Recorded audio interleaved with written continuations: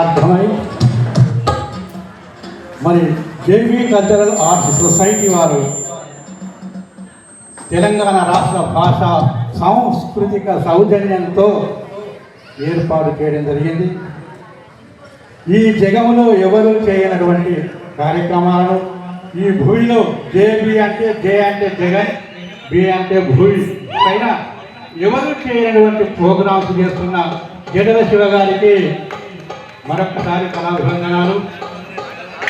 మరి నేను శంకర్ సారంగపాణి గారుల వారసత్వాన్ని ఉనికి పుచ్చుకొని 86లో దాదాపు 10 నృత్య కళా సంస్థలకు నా ఎంతో పాటలు కొన్ని రాసి వారి పాటలు పాడుతూ ఢిల్లీలో దాదాపు 4 సార్లు నృత్య నాటికలకు పాడాను. నేను 86లో ఇచ్చిన వరదక్షిణ వింగిడు సచినోడు నేలముచ్చులోడు ఇంకా కట్నాలు దెమ్మని కష్టపెడుతాంటే ఆముదు నష్టపోడు. వావో నేనొక్కదాన్ని వావో నేనొక్కదాన్ని కట్నాలు లేకుంటే కైమ కైమ లేదని వావో వావో నేనొక్కదాన్ని నేనెల్లవి అల్లది వావో నేనొక్కదాన్ని. ఇది బావో నీ చిన్నదాన్ని బందీలో నేనొక్కదాన్ని అనే ట్యూన్ తీసుకొని ఈ పాట పై రాశాను 86లో. ఆ తర్వాత 89లో ఈడొచ్చిన ఆడది యారికెళ్ళిన భయమే చిరాయించి ఏడిపిస్తారు మార్పు మొక పోలు. అక్కో నేనేమి చెప్పదు ఇక చెప్పరాని నా తిప్పను చెల్లె నేనేమి చేదో చెప్పగల పది ఇప్పుడు ఏడబోయిన కానీ ఏడ చూసిన కానీ ఆడదాని అడిగి చేస్తున్నాను. అక్కో నేనేమి చెప్పదు ఇక చెప్పరాని నా తిప్పను చెల్లె నేనేమి చేదో చెప్పగల పది ఇప్పుడు. ఇలాంటి పాటలు నేను కూడా కొన్ని రాశాను. దాదాపు 2 సినిమాల్లో కూడా తోటలు నీతో బాకి బట్టి మాటలతో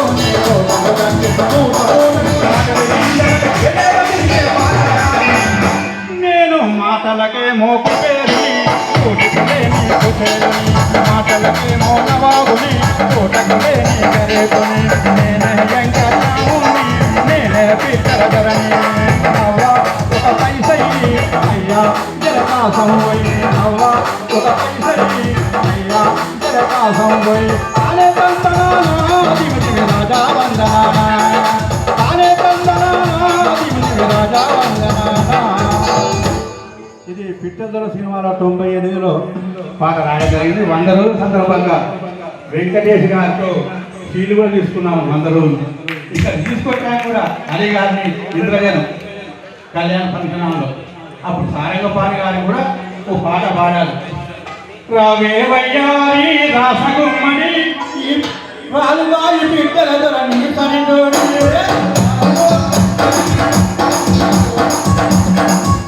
ఈ పాట సారంగపాణి గారు రాశారు. చంద్రబోస్ రాస్తే ఈయన పాడాడు విజయలక్ష్మి మరియు సారంగపాణి గారు. అలాగే నేను 88లో వరంగల్ నృత్య అకాడమీ అగో మన రోజా గాని ఆమె తాత్కాలం 88లో నేను వాడంగా డ్యాన్స్ చేసింది ఆమె వరంగల్ నృత్య అకాడమీ.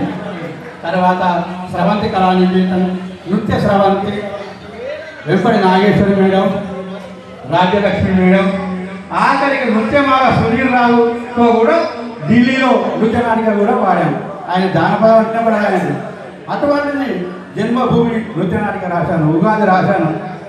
మన ఢిల్లీలో 3 సార్లు ప్రోగ్రాం చేశాం. టీవీ అశోక్ కుమార్ గారి నేతృత్వంలో సంక్రాంతి నృత్య నాటిక 60 మంది మేము ఢిల్లీకి. ఈ మధ్యలో 10-15 ఏళ్ళ నాకు 66 సంవత్సరాలు. దాదాపు ఒక 18 ఏళ్ళు నృత్య సంస్థలకు గాయకుడిగా వారసత్వాన్ని వాళ్ళ ఇద్దరి వారసత్వాన్ని ఉండిపుచ్చుకొని నాకంటూ ఒక ప్రత్యేకతగా నాకు చెప్పాను. మరి జానపదంలో రెండు రకాలు. శ్రమను మర్చిపోవడానికి శ్రమజీవులు అల్లుకున్న పాటలు సేకరణ జానపదం. మేము రాస్తున్న అన్ని ఓరియంటల్ జానపదం. మరి సేకరణ జానపదానికి పల్లవి అనుపల్లవి చరణం అంటూ ఉండదు, ఒకటే రకంగా ఉంటుంది. ఎట్లా సూరు సూరు తిరిగి సుట్టాగులే చిత్త కొవ్వాగులే దాని